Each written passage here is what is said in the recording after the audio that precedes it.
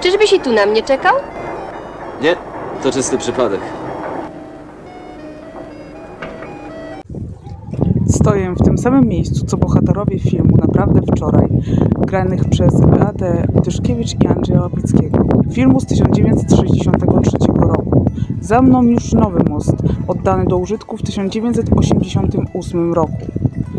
Jaka była historia Starego Mostu? Dlaczego musiał zostać zdjęty i jak na nim się pracowało? Na te pytania postaram się odpowiedzieć dzisiaj. Zapraszam. Według źródeł historycznych pierwszy most na rzece Wieprzy, niedaleko wejścia do portu, powstał w 1684 roku.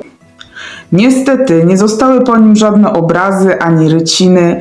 Jeżeli się mylę, proszę dajcie mi znać, ponieważ jedyną informacją, jaką znalazłam na temat pierwotnego mostu, jest to, że był drewniany. W 1849 roku przebudowano Stary Most, zachowując jego rozpiętość. Nadano mu styl holenderski. Tego typu mosty możemy znaleźć obecnie w jeziorze nad rzeką Tyną, w Dziwnowie nad rzeką Dziwna, czy żółty most zwodzony w Rybninie nad rzeką Szkarpawa. Udało mi się porozmawiać z jednym z ostatnich operatorów mostu, panem Frankiem Franasem. Jego żona, pani Irena, opowiadała w pierwszym odcinku mojej serii o swoim ojcu Janie Neymanie, żołnierzu AK. Zapraszam do obejrzenia. Zawsze miło mi się wraca do ich domu i ucieszyłam się, kiedy dowiedziałam się, że dzięki panu Frankowi mogę dowiedzieć się z pierwszej ręki, jak działał most i jak na nim się pracowało. A w którym roku pan zaczął pracę na moście? Chyba wiesz, jak... W 63 chyba w maju. No, tak, wiosną. Jak się otwierało Stary Most? Most stary rozpierało się, dźwignie były w tej budce, podnosiło się w prawą stronę do góry, w lewo opuszczało się. Obydwa skrzydła chodziły na raz. I kutry przeszły, to się znowu zamykało. W prawo się dźwignię brało i tego. Prosta sprawa i podnosiło się go, jak nie było prądu, czy coś można było ręcznie podnosić. Po dwóch chłopów na jedną stronę i się podnosiło do góry i opuszczało, jak w razie światła nie było, czy coś. Aha, a niech mi pan powie, a długo takie otwarcie ręczne trwało? Ręczne niedługo trwało, jakieś, jak były zjednane mężczyźni, to 5 minut i w górę się podniosło, bo to takie ciągi były i na tych ciągach się podnosiło gdzieś do 2 metrów. Musiały zejść do 2 metry szyna i po 2 stronach, a w środku wałek i coraz takie drabinki, jakby drabina można powiedzieć. I po tej drabince się podnosiło, takie zębate koła tam były i smarowało. Bardzo dobrze się podnosiło. No w każdym bądź razie na początku przejeżdżały nawet samochody do 1,5 tony.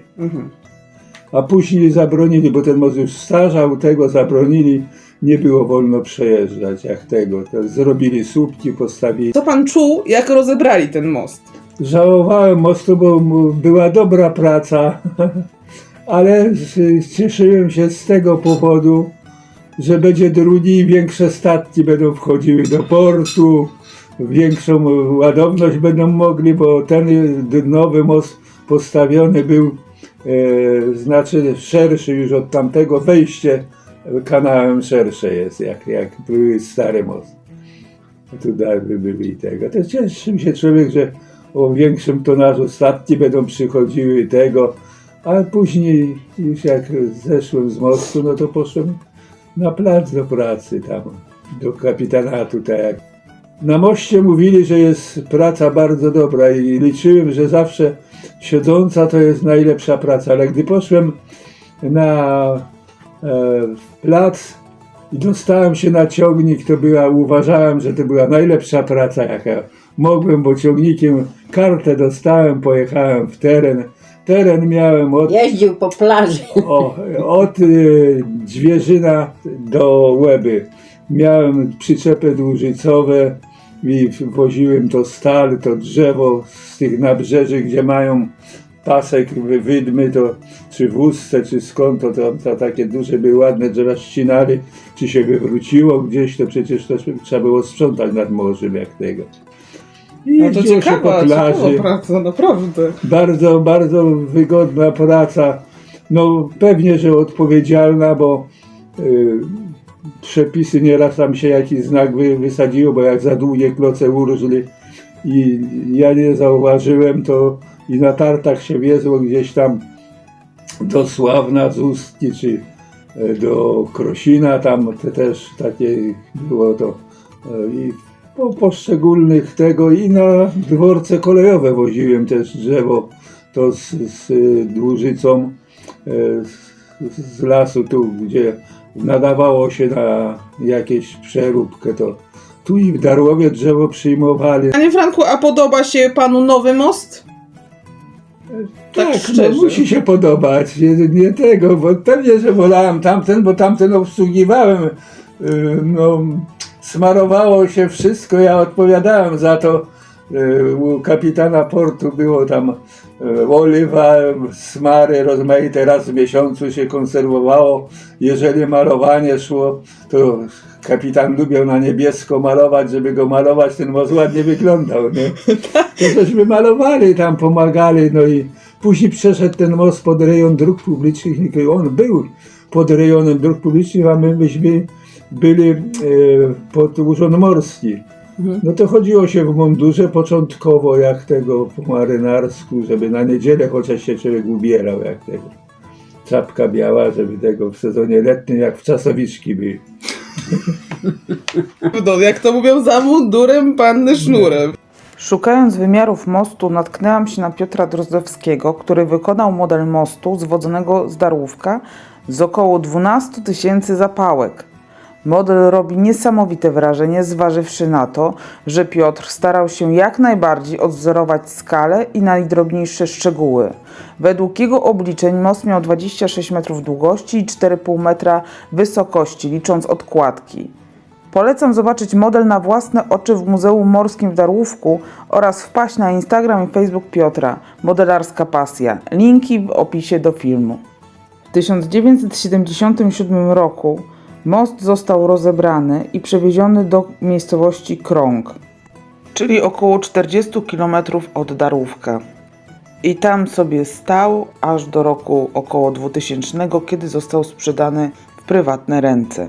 Już wtedy nie był w dobrym stanie. Prawda, wrócił do Darłówka, niestety leżał na łące i w dalszym wypadku postępowało jego zniszczenie. Były wielkie plany przywrócenia mostu właśnie na rzekę Grabową, czyli dopływ Wieprzy. Niestety, jak to zwykle bywa, zabrakło chęci, może pieniędzy. W tym momencie most można znaleźć na oczyszczalni ścieków w Żukowie. Widać doskonale to na mapach Google. Niestety są to już tylko żelazne elementy, które po prostu leżą i prawdopodobnie leżeć będą. Części widoczne są też z drogi głównej. Nie ukrywam, jest to bardzo przykry widok, jak można zmarnować potencjał czegoś pięknego i wartościowego. Most już teraz będzie żył tylko we wspomnieniach ludzi, na zdjęciach, nie tylko miejscowych, ponieważ bardzo dużo wczasowiczów do mnie pisze o Starym Moście, jak po nim chodzili i jakie mają z nim wspomnienia. Na pewno był wyjątkowy i przykuwał uwagę. Dla mnie, dziecka lat 80., most jest niestety tylko wspomnieniem w opowieściach moich dziadków czy rodziców. Osobiście uważam, że jednak popełniono błąd, nie przenosząc zwodzonego mostu od razu na dopływ rzeki Wieprzy, czyli rzekę Grabową. Można było go spokojnie tam przenieść i zrobić z niego atrakcję turystyczną. Zdaję sobie jednak sprawę, że po 44 latach od zdjęcia mostu zwodzonego z rzeki nie ma praktycznie żadnych szans na jego odbudowanie. Podjęto wiele złych decyzji w stosunku co do niego, ale wiem, że w starszym pokoleniu Darłowa zawsze będzie tym jedynym mostem. Ale jednak w obronie tego nowego, dlatego że dla mojego pokolenia to właśnie on z charakterystyczną sterownią, tak zwaną UFO, oraz przez swoją kiczowatość aż ładny, jest jedynym mostem, po jakim chodziliśmy w Darłówku. I ja odczuwam do niego duży sentyment.